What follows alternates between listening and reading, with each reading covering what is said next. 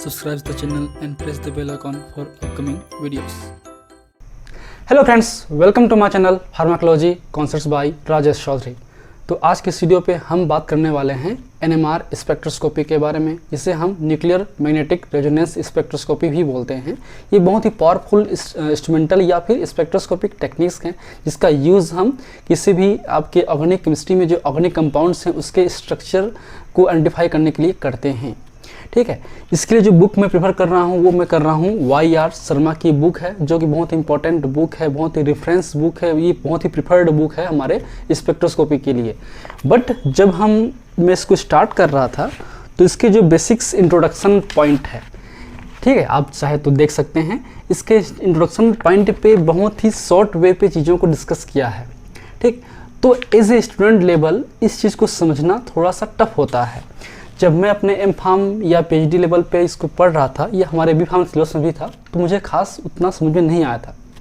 But जब मैं lecture तैयार कर रहा हूँ तो मुझे थोड़ा सा और डिटेल्ड में इस केमिस्ट्री जो 11th-12th की केमिस्ट्री है या फिजिकल केमिस्ट्री या फिजिक्स है उसके पॉइंट ऑफ व्यू से समझना पड़ा, और उसको मैं समझ के लेक्चर्स को डिज़ाइन किया हूँ, ताकि आपके जो ये फर्स्ट पेज में जो इंट्रोडक्शन पार्ट है, जो कि बेसिक फंडामेंटल इक्वेशन और फंडामेंटल प्रिंसिपल्स हैं एनएमआर का, उसको समझने के लिए ही कम से कम मुझे 2 से 3 लेक्चर आपको देने पड़ेंगे। अगर आप वो चीज़ें समझ जाएंगे तो आपके लिए एनएमआर बहुत ही इजी हो जाएगा। और डायरेक्टली आप बुक पढ़ेंगे तो शायद आपको समझ में नहीं आएगा कि ये बुक या जो आपके एनएमआर स्पेक्ट्रोस्कोपी की जो बेसिक प्रिंसिपल्स हैं वो क्या बोलना चाह रहा है। ठीक है, तो इन वीडियो को, इन सीरीज़ को आप पेशेंटफुली देखिए, ताकि आपको नॉलेज अच्छे से मिले, ताकि आप आने वाले एग्ज़ाम्स में हो, जीपेट हो, नाइपर हो, या फिर सीएसआईआर नेट वगैरह एग्ज़ाम में इजीली क्रैक कर सकेंगे। So let's discuss about the topic. So NMR और न्यूक्लियर मैग्नेटिक रेजोनेंस स्पेक्ट्रोस्कोपी। ठीक है, तो पहले इन वर्ड को आप डिकोड कर लेंगे तो आपको जो चीज़ें हैं थोड़ी सी क्लियर हो जाएंगी। न्यूक्लियर कहीं ना कहीं ये आपके न्यूक्लियस से रिलेटेड है, इसमें न्यूक्लियस का रोल है। हम जानते हैं कि हमारा जो एटॉमिक वर्ल्ड है इसमें एटम होते हैं, इसमें एटम में एक न्यूक्लियस होता है जो कि प्रोटॉन और न्यूट्रॉन से बना होता है, और उसके अराउंड हमारा इलेक्ट्रॉन जो है मूव करता है। ठीक है, तो कहीं ना कहीं ये जो मूविंग इलेक्ट्रॉन है या मूविंग प्रोटॉन या न्यूट्रॉन है, ठीक है, ये अपने मूवमेंट की वजह से मैग्नेटिक फील्ड जनरेट करता है। तो इसलिए यहाँ पे मैग्नेटिक वर्ड भी यूज़ हुआ है। ठीक है, जैसे मैग्नेटिक फील्ड, तो मेनली फोकस किया गया है न्यूक्लियस पे, ना कि इलेक्ट्रॉन पे। देन रेजोनेंस, यहाँ पे जो रेजोनेंस वर्ड है वो हमारे ऑर्गेनिक केमिस्ट्री में जो बेंजीन में पढ़ते हैं रेजोनेंस, उससे नहीं है। ये हमारे जो फिजिकल केमिस्ट्री या फिजिक्स में जो हम रेजोनेंस पढ़ते हैं, ठीक है, तो उससे रिलेटेड है। Means resonate the Larmor frequency with the radio frequency. इसमें एक तरीके से कुछ फ्रिक्वेंसी होगी जिसे हम लेमोर फ्रिक्वेंसी या प्रिजिशनल फ्रिक्वेंसी बोलते हैं। वो फ्रिक्वेंसी हमारे जो रेडियो फ्रिक्वेंसी से मैच करेगा, तभी हमारा एनएमआर सिग्नल्स प्रोड्यूस होगा। ये कैसे करते हैं हम आगे समझेंगे ही। ठीक है, पहले समझते हैं वर्ड को। फिर नेक्स्ट हमारा है spectroscopy, means study the spectra. So study the spectra of radio frequency, क्योंकि यहाँ पे रेडियो फ्रिक्वेंसी यूज़ होते हैं। जैसे कि बात करें हम यूवी पे, आईआर पे, एनएमआर पे, मास पे, तो पहले आते हैं यूवी। तो यूवी पे बेसिकली हमारा जो यूवी विजिबल रेंज में जो आपका वेव लेंथ है वो उसमें एब्जॉर्ब होता है, उसमें हम स्टडी करते हैं। आईआर में हम आईआर रीजन की यूज़ करते हैं, बट एनएमआर पे हम रेडियो फ्रिक्वेंसी रीजन्स पे यूज़ करते हैं, जिसकी एनर्जी बहुत ही कम होती है। ठीक है, अब आते हैं इसके बेसिक्स के बारे में, थोड़ा सा इंट्रो बात कर लेते हैं। सो nuclear magnetic resonance is the spectroscopic techniques which based on the absorption of electromagnetic radiation in the radio frequency region। अब ये कौन से रीजन होंगे? ये होंगे हमारे 4 to 90 मेगा हर्ट्ज, या ये 4 शायद मेरे ख्याल से ये 60 to 49 इसके बीच में होता है। और खासकर जो मेनली है वो 60 to 300 मेगा हर्ट्ज के बीच में हम लोग काम करते हैं। जो most of the organic chemistry में है ना, वो इसी रेंज में हम लोग यूज़ करते हैं एनएमआर पे, याद रखिए। And it explore the magnetic property of the certain nuclei to study the physical, chemical and biological property of the matter. अब यहाँ पे लिखा गया सर्टन न्यूक्लियाई, इसका मतलब होता है कि क्योंकि न्यूक्लियस तो सभी में है, जितने भी एटम हैं, चाहे कार्बन हो, चाहे नाइट्रोजन हो, फास्फोरस हो, ऑक्सीजन हो, सल्फर हो, है ना, जितने भी आपके एटम्स हैं उनमें कहीं ना कहीं न्यूक्लियस तो होगा ही। उस न्यूक्लियस में न्यूट्रॉन और प्रोटॉन दोनों होते ही हैं, है कि नहीं। तो जो एनएमआर सिग्नल्स हैं, एनएमआर हैं, वो सारे एटम्स पे यूज़ नहीं होता है। सारे एटम्स के जो न्यूक्लियस हैं वो एनएमआर सिग्नल्स प्रोवाइड नहीं करते हैं। कुछ सर्टन न्यूक्लियाई ही हैं, जैसे कि हमारा प्रोटॉन है, H1 है, या कार्बन 13 है, या N14 है। ये सब हमारे जो हैं NMR सिग्नल्स प्रोड्यूस करते हैं। क्यों करते हैं, यही क्यों करते हैं, बाकी क्यों नहीं करते हैं हम आगे समझेंगे ही। ठीक है, जो फर्स्ट हमारा NMR की जो डिस्कवरी स्टार्ट हुई है 90s की इरा में, तो जीमन एक साइंटिस्ट थे जिन्होंने फर्स्टली ऑब्जर्व किया strange behaviour of the certain nuclei when they subjected to the strong magnetic field at the end of 19th century, but the practical use of so-called Zeeman effect was only made after the 1950s। तो 1950s पे practically ये apply हुआ, और starting तो actually ये जो है starting in 90s से स्टार्ट हो चुका था कि उन्होंने आपके सर्टन न्यूक्लियाई पे एक मैग्नेटिक फील्ड को देखा, ऑब्जर्व किया एक्सटर्नल मैग्नेटिक फील्ड के प्रेजेंस में। ठीक, then nuclear magnetic resonance was first detected experimentally at the end of 1945 nearly concurrently with the work group of Felix Bloch, जो कि सैनफोर्ड यूनिवर्सिटी में काम करते थे, एंड एडवर्ड पॉर्सेल, जो कि हार्वर्ड यूनिवर्सिटी में काम करते थे।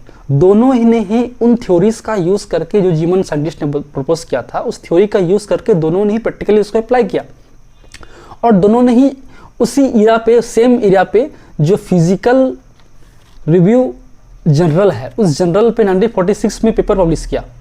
Bolch and Purcell were jointly awarded in 1952 as a Nobel Prize in Physics, और दोनों ही 1952 पे NMR स्पेक्ट्रोस्कोपी या फिजिक्स के क्षेत्र में नोबेल प्राइज इस NMR स्पेक्ट्रोस्कोपी के प्रैक्टिकल यूज़ के लिए इनको दिया गया। ठीक है, तो NMR की बात करें टाइप की, तो दो मेनली हम ऑर्गेनिक केमिस्ट्री में यूज़ करते हैं, एक होता है HNMR, एक होता है CNMR। क्योंकि मोस्टली जो हमारा ऑर्गेनिक केमिस्ट्री है या ऑर्गेनिक कंपाउंड्स, उसमें क्या होते हैं, उसमें होते हैं कार्बन, हाइड्रोजन, ऑक्सीजन, नाइट्रोजन, है ना, यही होते हैं ना। तो उनमें से प्रोमोनेंटली जो है H1, क्योंकि आपका सारे, जैसे मैंने कहा कि सारे एटम्स आपके NMR एक्टिव नहीं होते हैं। ठीक है, तो क्योंकि H1 होता है इसलिए हम H1 NMR, जिसे हम PMR प्रोटॉन मैग्नेटिक रेजोनेंस भी बोलते हैं, एक कार्बन 13 NMR, क्योंकि इसमें जो C12 है, जो आपका मेन नेचुरल जो कार्बन है, जो होता है C6H12 है ना, जो कि आपका ये एटॉमिक नंबर है, आपका ये एटॉमिक मास है, जो प्रोटॉन न्यूट्रॉन से बना होता है, तो ये एक तरीके से IR इनएक्टिव है। क्यों है हम आगे समझेंगे ही। तो इन थ्योरीज को एक्सप्लेन करने के लिए डायरेक्टली अगर हम प्रिंसिपल्स पे जाएं तो शायद समझ में नहीं आएगा, इसलिए हमको बेसिक्स जो फिजिक्स और केमिस्ट्री है 11th-12th की, वो समझना पड़ेगा। तो हम आते हैं पहले एटम से, क्योंकि एटम्स में ही न्यूक्लियस होते हैं, और ये न्यूक्लियस की प्रॉपर्टी है जिसे हम मेजर कर रहे हैं कहीं ना कहीं। ठीक, तो उस एटम्स में जो हैं हमारे आपके न्यूक्लियस होते हैं, और होते हैं electron. There is the nucleus which compose with the proton and neutron, and there is the electron. जो प्रोटॉन न्यूक्लियस है वो पॉजिटिव चार्ज होता है, हम जानते हैं, खासकर प्रोटॉन पॉजिटिव चार्ज होता है और इलेक्ट्रॉन नेगेटिव चार्ज होता है। ठीक है, जो इलेक्ट्रॉन है वो नेट 1 नेगेटिव चार्ज होता है, नेगेटिव चार्ज होता है, और प्रोटॉन होता है net 1 positive charge, and neutron net 0 charge. यहाँ पे नेट का मतलब क्या है, मैं नेट इसलिए लिखा है क्योंकि इलेक्ट्रॉन, प्रोटॉन, न्यूट्रॉन्स भी कहीं ना कहीं बहुत सारे सब एटॉमिक पार्टिकल्स से ही बनते हैं। ये तो खुद से एटॉमिक पार्टिकल्स हैं, बट ये भी कहीं ना कहीं और फंडामेंटल यूनिट से बने होते हैं, तो उन पे चार्ज होते हैं। हम आगे समझेंगे, शायद इतना डिटेल आपको कोई नहीं पढ़ाया होगा अभी तक, बेसिकली फार्मेसी वर्ल्ड पे, है ना। तो नेट है, नेट का मतलब जैसे कि नेट चार्ज 0 चार्ज लिखा है, इसका मतलब ये नहीं है कि उस पे नेट 0 चार्ज तो है, बट उसके अंदर पे भी कुछ चार्ज होंगे, उन चार्ज का होल वैल्यू 0 आता है, ये समझिए। सपोज आपका नेट इनकम, आपका जो मंथली में लास्ट जो मंथ आप सैलरी मिला और खर्चा हुआ, आपका जो नेट बैलेंस है वो 0 है। इसका मतलब ये नहीं कि आपने कुछ कमाया नहीं।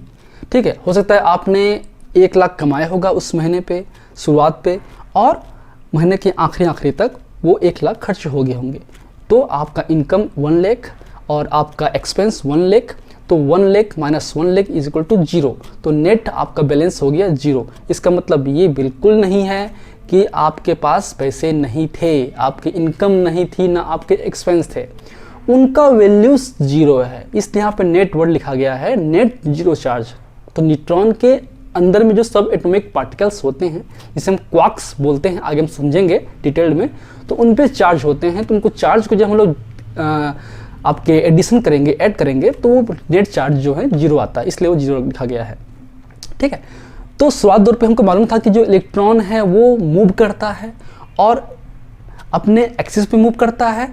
उसके अलावा आपके ये जो ऑर्बिटल है न्यूक्लियस के जो अराउंड होता है उसके अराउंड भी मूव करता है।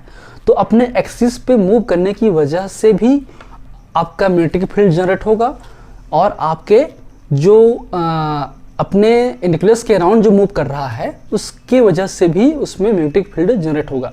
ये कहा जाता है कि जो भी चार्ज पार्टिकल है, charge particle can spin at on axis, charge particle can spin and generate the magnetic field. तो चार्ज पार्टिकल होंगे वो मूव कर सकते हैं, मूवमेंट हो सकता है, वो स्पिन कर सकते हैं और वो मैग्नेटिक फील्ड जनरेट कर सकते हैं। ठीक है, तो बात करें spinning molecules have the some angular movement and it can be generate the magnetic field. अब जाहिर सी बात है कि वो स्पिनिंग मॉलिक्यूल्स हैं तो कुछ एंगुलर मूवमेंट करेंगे कुछ इस तरीके से, जिसको हम बोलते हैं गायरोमैग्नेटिक इफेक्ट या ठीक है गायरोमैग्नेटिक मोशन, है ना। आप जब लट्टू हैं या आप कोई हम लोग कुछ घुमाते हैं, है ना, तो देखे होंगे कि जो मूवमेंट है वो इस तरीके से स्पिन तो करता ही है, लेकिन एंड पे क्या होता है, इस तरीके से मूवमेंट वो करने लगता है। इसी को बोलते हैं हम लोग एंगुलर मूवमेंट या फिर गायरोस्कोपिक मूवमेंट भी बोल सकते हैं। तो वो कितना एंगल कवर कर रहा है पर यूनिट टाइम, तो वो आपका एंगुलर वेलोसिटी हो गया, उसका एंगुलर मूवमेंट हो गया। अब वो एंगुलर मूवमेंट कहीं ना कहीं उसके मैग्नेटिक फील्ड से रिलेटेड है, वो आपको इंडिकेट करता है कि उसमें कितना स्ट्रेंथ है उस मैग्नेटिक फील्ड पे। तो एंगुलर मूवमेंट का जो फार्मूला होता है वो होता है S × S+1 एंड h/2π, जहाँ पे h क्या है, प्लांक कांस्टेंट है, s क्या है, s is the spin quantum number. हम बात कर रहे हैं अभी इलेक्ट्रॉन की, ये आपका स्पिन क्वांटम नंबर है s, और ये हमारा हो गया जो इलेक्ट्रॉन के केस में जो स्पिन क्वांटम नंबर होता है 1/2। ठीक है, 1/2 होता है। अब आते हैं मैग्नेटिक क्वांटम नंबर। तो इलेक्ट्रॉन केस में क्या होता है, +12 या फिर -12। And magnetic quantum number it explain the direction और orientation of the moving particles. तो जो क्योंकि अब वो मूव कर रहा है ना, तो किस डायरेक्शन पे कर रहा है, ठीक है, वो ऐसा कर रहा है, ऐसा कर रहा है, ऐसा कर रहा है, तो कहाँ पे कर रहा है, जो 3 डायमेंशनल स्पेस पे मेन जो ओरिएंटेशन है, इस एंगल पे, इस एंगल पे, इस एंगल पे, इस एंगल पे, इस एंगल पे, इस एंगल पे, किस एंगल पे वो अपना एक्सिस पे मूवमेंट कर रहा है, वो इंडिकेट करता है मैग्नेटिक क्वांटम नंबर। ये बात कर रहे हैं इलेक्ट्रॉन के केस पे। ठीक है, क्योंकि हमको पता था कि इलेक्ट्रॉन कहीं ना कहीं मूव करता है। लेकिन 90s इरा पे जो है डिस्कवर हुआ कि similar as the electron nucleus can also spin at on axis and produce some magnetic field. तो कहीं ना कहीं उस डिस्कवरी के बाद ही जो NMR का यूज है वो आया। ठीक है, तो अब सिमिलर टू द इलेक्ट्रॉन आपके न्यूक्लियस भी स्पिन करते हैं अपने एक्सिस पे। अब यहाँ पे इलेक्ट्रॉन तो अपने एक्सिस पे करता ही है, बट वो आपके इसके अराउंड भी मूवमेंट करता है न्यूक्लियस के अराउंड। बट न्यूक्लियस जो है केवल अपने एक्सिस पे ही स्पिन करते हैं, जो कि चार्ज जो होते ही हैं न्यूक्लियस हमारे। तो उसमें जो एंगुलर मूवमेंट क्रिएट होगा उसका फॉर्मूला होगा I, यहाँ पे I कर दिया, यहाँ पे S था, यहाँ पे I हो गया है, तो √I × I+1 h/2π। ठीक है, तो ये एंगुलर मूवमेंट उसके मैग्नेटिक स्ट्रेंथ को भी दर्शाएगा। अब यहाँ पे I क्या है, यहाँ पे I होता है स्पिन क्वांटम नंबर। क्या होता है, spin quantum number. Spin quantum number बहुत ही इंपॉर्टेंट फंडामेंटल एक पैरामीटर्स हैं जिसके थ्रू हम IR एक्टिव है, इनएक्टिव है, कितने ओरिएंटेशन पॉसिबिलिटीज़ है, वो हम इसी स्पिन क्वांटम नंबर के थ्रू निकालते हैं। तो ये बहुत ज़रूरी है। स्पिन क्वांटम नंबर को आगे हम और पढ़ेंगे। स्पिन क्वांटम नंबर 0 हो सकता है, 1/2, 1, 3/2, 2, 5/2, इस तरीके से हो सकते हैं। ये डिपेंड करता है न्यूक्लियस पे, क्योंकि न्यूक्लियस जो है कहीं ना कहीं हमारे प्रोटॉन और न्यूट्रॉन से कंपोजिशन से बना होता है। उस पर जाहिर सी बात है न्यूक्लियस पे कई बार जैसे कि कार्बन 16 है, तो कार्बन 16 की बात करें तो उस न्यूक्लियस कार्बन 16 के न्यूक्लियस पे क्या है, कार्बन 12 की बात करें, हम बात कर रहे हैं सपोज कार्बन 12 की, तो इसके जो न्यूक्लियस में क्या है, 6 प्रोटॉन है और 6 न्यूट्रॉन है कि नहीं। लेकिन बात करें इलेक्ट्रॉन की तो एक ही है ना, इलेक्ट्रॉन तो एक ही है, तो वो इलेक्ट्रॉन कहीं ना कहीं उसमें हाफ होता है स्पिन क्वांटम नंबर। लेकिन आपके न्यूक्लियस पे स्पिन क्वांटम नंबर जो है डिफरेंट हो सकते हैं, depend on the nucleus. Same magnetic quantum number is depend on the spin quantum number. जो मैग्नेटिक क्वांटम नंबर है वो आपके स्पिन क्वांटम नंबर से डिपेंड करता है। And number of possible orientation is equal to 2i+1। ये हमारा formula है कि अगर आपका spin quantum number suppose i आपका हाफ होगा तो मैक्सिमम पॉसिबल जो होगा mi या ओरिएंटेशन होगा वो अप्रोक्सीमेटली कितना हो सकता है, टोटल हो सकता है हमारा 2/2 + 1 इज इक्वल टू 2 हो सकता है। तो वो आपके प्लस हाफ mi की वैल्यू क्या होगा, प्लस हाफ और माइनस हाफ, ये आपके mi के वैल्यू हैं। और ये दो पॉसिबल ओरिएंटेशन है, ये आपके पॉसिबल ओरिएंटेशन है कि वो 2 ओरिएंटेशन में हो सकता है, वो ऐसे या ऐसे 2 हो सकता है ना। तो ये अभी समझेंगे और डिटेल में, ठीक है। तो अब हमने समझ लिया कि हमारा जो न्यूक्लियस है वो भी स्पिन करता है। अब आते हैं, जब वो स्पिन करता है तो उस पर मैग्नेटिक फील्ड जनरेट होता है। अब मैग्नेटिक फील्ड में बात करें, उस पर आपका साउथ पोल होगा, नॉर्थ पोल होगा, है ना। तो जब हम बात करें करंट की, तो करंट की जो मूवमेंट है, अगर करंट की मूवमेंट, जैसे कि हम बात करते हैं थंब रूल की, थंब रूल क्या कहता है, राइट हैंड थंब रूल, खासकर करंट के फ्लो के लिए या मैग्नेटिक फील्ड के लिए दिया गया है। तो इस तरीके से अगर करंट का जो फ्लो है अप डायरेक्शन पे होगा, थंब के डायरेक्शन पे होगा, तो मैग्नेटिक फील्ड इस डायरेक्शन पे आपका अराउंड पे बनेगी। आप देख सकते हैं, आप अपना थंब को कीजिए, आपको समझ आएगा इस तरीके से, है ना। ये आपका करंट का डायरेक्शन है, ये आपका इस सर्कुलर पे हमारा मैग्नेटिक फील्ड जनरेट होगा इस वे पे। लेकिन करंट जब है, करंट क्या है, पॉजिटिव चार्ज है। करंट क्या होता है, motion of the positive charge. लेकिन हम जानते हैं कि करंट एक्चुअली फ्लो नहीं करता, मूव नहीं करता है। करंट के अपोजिट जो नेगेटिव चार्ज हैं वो मूव करते हैं, है ना। तो थंब रूल के हिसाब से भी रहता है कि जो अगर हम बात करें सर्कुलर लूप में, अगर करंट एक सर्कुलर लूप में, जैसे कि ये आपका है, अगर करंट जो है इस तरीके से सर्कुलर लूप में अगर मूव कर रहा है, तो उसमें जो आपका थंब है वो अप डायरेक्शन जो है वो नॉर्थ पोल को इंडिकेट करेगा। इस तरीके से आपका नॉर्थ पोल होगा और हमारा साउथ पोल होगा, ध्यान रखिए। लेकिन इलेक्ट्रॉन के केस में अपोजिट है, क्योंकि electron opposite to the positive charge. तो इलेक्ट्रॉन के केस में अगर ये सर्कुलर मोशन पे इस तरीके से मूवमेंट कर रहा है, अगर ये एंटी क्लॉक वाइज मूवमेंट कर रहा है, तो आपका अप डायरेक्शन साउथ पोल होगा और नीचे होगा नॉर्थ पोल। ये आपका सपोज ये अब हमारा इलेक्ट्रॉन है, ये आपका नेगेटिव चार्ज है, ये नेगेटिव चार्ज है। तो अगर ये इस तरीके से एंटी क्लॉक डायरेक्शन पे मूव करेगा, हमारा करंट या इलेक्ट्रॉन मूवमेंट, इलेक्ट्रॉन का मूवमेंट इस तरीके से होगा, अगर है ना, इस तरीके से होगा मूवमेंट अगर इलेक्ट्रॉन का, तो आपके नॉर्थ पोल इस डायरेक्शन पे होगा। अगर आपका इस तरीके से मूवमेंट करेगा, ठीक, तो आपका क्या होगा, इस तरीके से आपका मूवमेंट करेगा क्लॉकवाइज पे, ये क्लॉकवाइज पे, तो नॉर्थ पोल अप साइड पे होगा। लेकिन अब हम इसको भूल जाइए, हम बात कर रहे हैं न्यूक्लियस की, ठीक है। तो न्यूक्लियस के केस में थंब रूल के हिसाब से अगर आपका जो करंट का मूवमेंट है या न्यूक्लियस की जो स्पिन का मूवमेंट है वो अगर इस तरीके से होगा, इस साइड पे होगा, मतलब एंटी क्लॉक होगा, तो जाहिर से बात है आपका थंब उसके नॉर्थ डायरेक्शन को इंडिकेट करता है। इस तरीके से मूवमेंट कैसा है, एंटी क्लॉकवाइज, इस तरीके से। लेकिन अगर मूवमेंट आपका इस डायरेक्शन पे होगा, क्लॉकवाइज होगा, सॉरी इस तरीके से होगा, तो आपका नॉर्थ नीचे तरफ होगा, ठीक है। याद रखिए, समझ आ गया ना थंब रूल, थंब हमेशा नॉर्थ को दिखाएगा, मूवमेंट इस तरीके से है, तो याद रखिए, बस ये समझिए, ठीक। तो हो गया हमारा स्पिन का तरीका। अब आते हैं नॉर्मली, अब हम बात करें किसी भी एटम्स के न्यूक्लियस की, तो ये जो हैं किसी भी डायरेक्शन पे मूव कर सकते हैं। जो उनका ओरिएंटेशन है वो होता है डीजनरेटिव ओरिएंटेशन और डीजनरेटिव डायरेक्शन।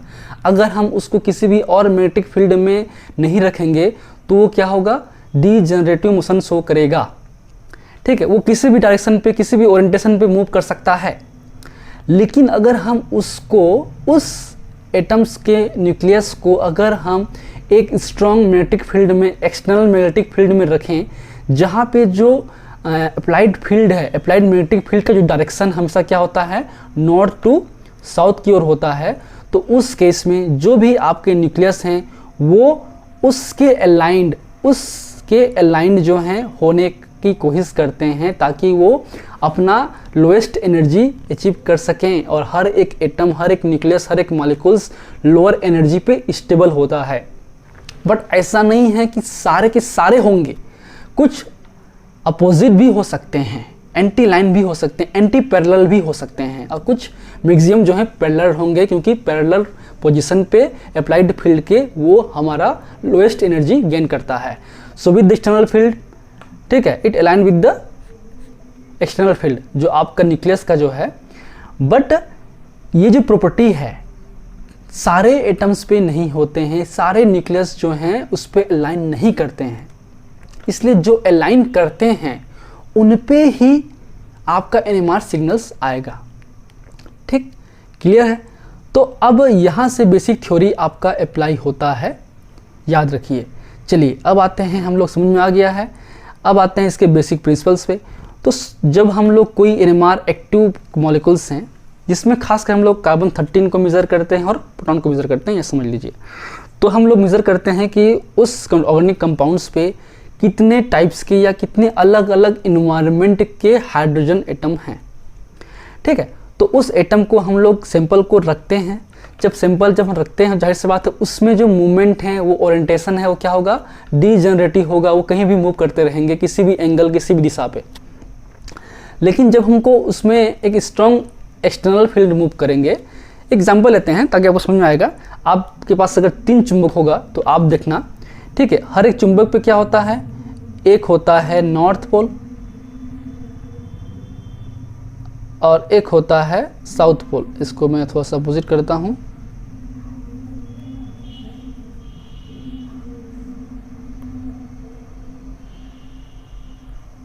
सपोज हमारे पास जैसे कि ये हमारा एक चुंबक है जहाँ पे ये साउथ पोल, ये हमारा नॉर्थ पोल। एक चुंबक ये है जहाँ पे ये हमारा है साउथ पोल, ये हमारा है नॉर्थ पोल। और एक चुंबक अगर हमने इस तरीके से रख दिया, क्योंकि याद रखिए इसमें भी तो हमारा नॉर्थ साउथ है ना, है कि नहीं? इसमें तो हमारा नॉर्थ है, ये सब क्या है, नॉर्थ पोल है ना, ये सब क्या है, नॉर्थ पोल है, याद रखिए। तो मान लो ये हमारा नॉर्थ पोल है, ये हमारा साउथ पोल है। तो जब इसमें हम लोग 2 चुंबक को रखेंगे ना, तो ऑटोमेटिकली ये फ्लिप करेगा, ये इस तरीके से फ्लिप करेगा। तो ये जो नॉर्थ पोल है इस साउथ की ओर अट्रैक्शन होगा और ये साउथ इस नॉर्थ की ओर अट्रैक्शन होगा। और हम देखेंगे कि जो वो अलाइनमेंट है वो इस तरीके से आपका इस तरफ साउथ और इस तरफ नॉर्थ पोल आपको देखने को मिलेगा, अगर इस तरफ नॉर्थ है और इस तरफ साउथ है। तो यही चीज़ यहाँ पे हो रहा है, यहाँ पे नॉर्थ जो है साउथ की डायरेक्शन पे अपने आप अलाइंड हो जाएंगे। और ये अलाइनमेंट जो है बेसिकली इसके इस जो हमारा मैग्नेट है, इस मैग्नेट में जो हम अप्लाई कर रहे हैं ना, क्या अप्लाइड फील कर रहे हैं, जो कि हम बेसिकली गॉस में हम लोग करते हैं, GAUSS अप्लाई करते हैं, जो अप्रोक्सीमेटली 1.4 टेस्ला या फिर 14092 गॉस के इक्वल होता है। उस पर हम लोग मैग्नेटिक फील्ड को उसमें अप्लाई करते हैं, तो वो एक तरीके से क्या करेगा, फ्लिप करेगा। आपके सपोज ये स्पिन कर रहा है, हमारा न्यूक्लियस जो है स्पिन कर रहा है इस तरीके से, तो वो जैसे हमने मैग्नेटिक फील्ड अप्लाई किए, मैग्नेटिक मूवमेंट का इस तरफ जाएगा तो फोर्स लगेगा और इस तरीके से वो अलाइंड होगा और इस तरीके से वो घूमेगा। अब ऐसे नहीं घूमता एक्चुअली ना, वो इस तरीके से घूमता है, जिसे बोलते हैं गारोमैग्नेटिक मूवमेंट। ठीक है, और ये जो आपका ऑर्बिट है वो प्रिसिशन ऑर्बिट है, हम आगे पढ़ेंगे ही डिटेल में। तो आप में समझ में आ गया कि वो फ्लिप करेगा। ठीक, तब अब आपका जो बेसिक प्रिंसिपल्स हैं वो आप समझ में आ जाएगा कि कोई भी अगर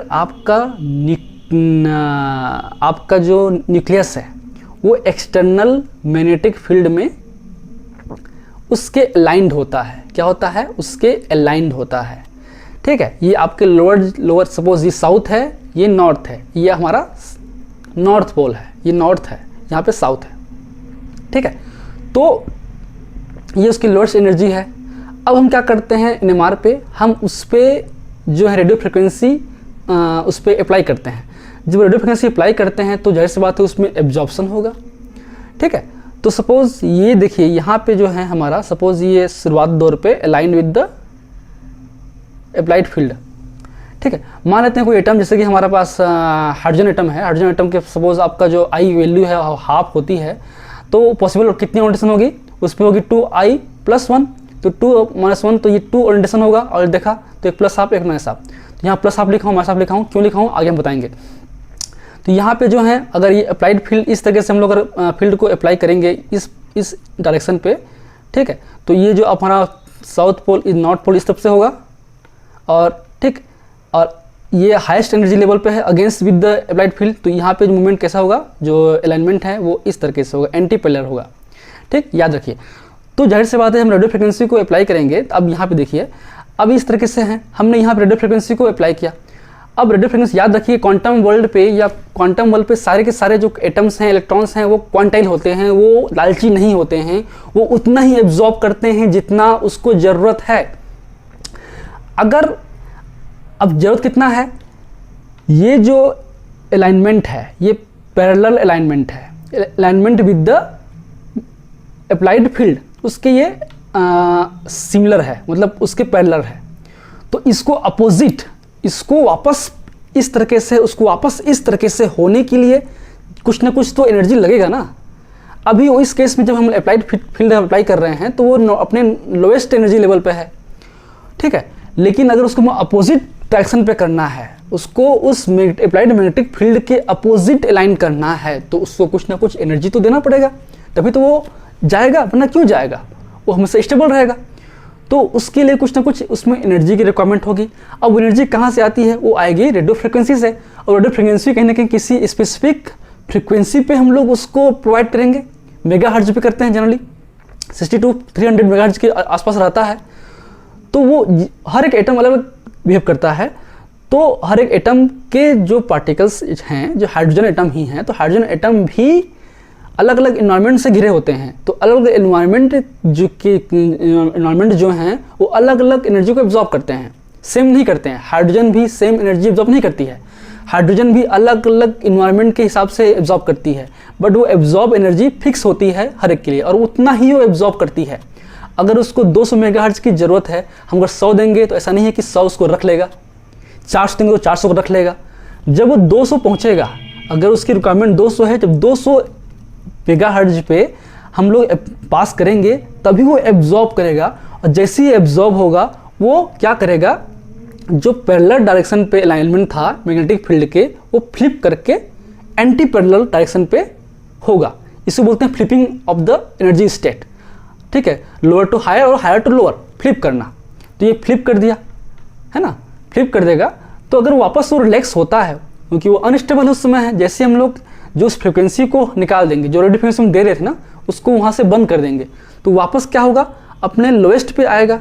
तो इस वापस एंटी पैरेलल से पैरेलल आने के लिए कुछ ना कुछ एनर्जी को लॉस करेगा, और जो एनर्जी लॉस करेगा ना, वो एग्जैक्ट इक्वल होगा जितना वो एब्जॉर्ब किया था। 200 एब्जॉर्ब किया था फ्रिक्वेंसी मेगाहर्ट्ज की, तो वो 200 फ्रिक्वेंसी मेगाहर्ट्ज की एनर्जी को लॉस करेगा, और वही को हम लोग स्पेक्ट्रोस्कोपी के थ्रू, डिटेक्टर के थ्रू डिटेक्ट करते हैं। तो वहीं से हमारा एनएमआर सिग्नल्स हमको मिलता है। सो यहाँ को पढ़िए आप, when the frequency of radio wave is matched with the required frequency. तो हम जो अप्लाई कर रहे हैं हमारा रेडियो फ्रिक्वेंसी, अगर उसके रिक्वायर्ड फ्रिक्वेंसी से एंटी फ्लिप या एंटी पैरेलल डायरेक्शन में मूव करने के लिए जो रिक्वायरमेंट फ्रिक्वेंसी है, जिसे हम लेमर फ्रिक्वेंसी या फिर हमारा प्रिजिशनल फ्रिक्वेंसी भी बोलते हैं, उस फ्रिक्वेंसी को मैच करेगा तभी वो फ्लिप होगा। वो क्या होगा, spin against the magnetic field, applied magnetic field that is absorbed by the nucleus, and when it spin returns to the its ground state, मतलब ये higher to lower आएगा by the losing some energy, and the lost energy is equal to the absorbed energy, ठीक है। and the emitted radio frequency signals that gives to the NMR spectra of the concerned nucleus, ठीक। तो ये हमारा lowest energy था। अगर हम लोग इस तरीके से मैग्नेटिक फील्ड को अप्लाई करेंगे तो ये हमारा इस तरीके से अलाइंड होगा हमारा न्यूक्लियस। मान लेते हैं ये पैरेलल डायरेक्शन पे है, ये क्या है, पैरेलल डायरेक्शन पे है मान लेते हैं। तो जब ये एनर्जी को एब्जॉर्ब करेगा, स्पेसिफिक फ्रिक्वेंसी के एनर्जी को एब्जॉर्ब करेगा, कौन सी फ्रिक्वेंसी को, रेडियो फ्रिक्वेंसी को, जो कि वो क्या है, वो उसका इलेक्ट्रोमैग्नेटिक रेडिएशंस हैं। और ये कौन सा करेगा, वो करेगा उसमें जो लेमर फ्रिक्वेंसी है, उस वो जो आपका स्पिन कर रहा है, उसको स्पिन कर, जो आपके जिस डायरेक्शन पे स्पिन कर रहा है उसके अपोजिट अलाइनमेंट करने के लिए जो रिक्वायर्ड फ्रिक्वेंसी है, जिसे हम मैग्नेटिक फ्रिक्वेंसी, लेमर फ्रिक्वेंसी या फिर प्रिसिशनल फ्रिक्वेंसी भी बोलते हैं, तो वो एनर्जी को एब्जॉर्ब करके हाईएस्ट एनर्जी लेवल पे जाएगा, जहाँ पे अलाइनमेंट क्या होगा, अगेंस्ट द फील्ड होगा। इस तरीके से होगा, जो क्या होगा, अलाइनमेंट अगेंस्ट द फील्ड होगा। उसके बाद जो एनर्जी लॉस करेगा, ठीक है, तो वो एनर्जी होगा equal to the H is equal to H nu. तो यहाँ पे E क्या है, difference between the higher energy level to lower energy level, H is the Planck constant और mu is the Larmor frequency और required frequency या precessional frequency, जो हम आगे पढ़ेंगे, ठीक है। अब उस एनर्जी को, उस एब्जॉर्ब एनर्जी को हमारा डिटेक्टर डिटेक्ट करता है और हमको स्पेक्ट्रा मिलता है। हमको क्या मिलता है, हमको मिलेगा एक NMR स्पेक्ट्रा, NMR सिग्नल, ठीक। तो ये हो गया इसके बेसिक प्रिंसिपल्स।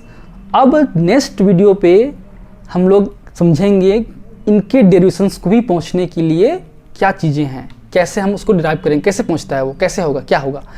तो बेसिक क्वेश्चन इराइज होता है यहाँ से मेरे मन में कि all nucleus source the NMR signals, हमने ऑलरेडी बोल चुका हूँ नो।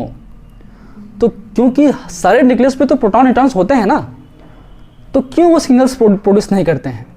सेकेंड क्वेश्चन है, nuclear spin generate the magnetic field is caused by the neutron और प्रोटॉन और बोथ। क्योंकि न्यूक्लियस जो है प्रोटॉन और न्यूट्रॉन से बना होता है, जहाँ पे प्रोटॉन पॉजिटिव चार्ज है और न्यूट्रॉन नेगेटिव जीरो चार्ज है, तो क्या वो न्यूक्लियर स्पिन जो हो रहा है, जो मैग्नेटिक फील्ड जनरेट हो रहा है, वो किसकी वजह से है, उसमें प्रेजेंस प्रोटॉन की वजह से है या न्यूट्रॉन की वजह से है या दोनों की वजह से है। क्योंकि जो कॉन्सेप्टुअली हम लोग पढ़ते हैं, हम क्या पढ़ते हैं, charge particle can generate the magnetic field by spin. तो चार्ज पार्टिकल ही स्पिन कर सकते हैं और वो मैग्नेटिक फील्ड जनरेट कर सकते हैं, या हो सकता है कि वो स्पिन करे पर मैग्नेटिक फील्ड जनरेट ना करे, लेकिन उसके लिए चार्ज होना जरूरी है। चार्ज पार्टिकल ही मैग्नेटिक फील्ड जनरेट कर सकता है। तो यहाँ पे तो ये जीरो चार्ज है, तो क्या ये करेगा या नहीं करेगा। मैं बोल रहा हूँ कि न्यूट्रॉन भी मैग्नेटिक फील्ड जनरेट करता है, बट हाउ, कैसे। तो दो चीज़ें हैं कि क्यों सारे न्यूक्लियस NMR एक्टिव नहीं होते हैं, और क्यों जो हैं, जो स्पिन है, जो आपके मैग्नेटिक फील्ड है, वो न्यूट्रॉन प्रोटॉन दोनों पे डिपेंड करता है, केवल प्रोटॉन पे क्यों नहीं करता।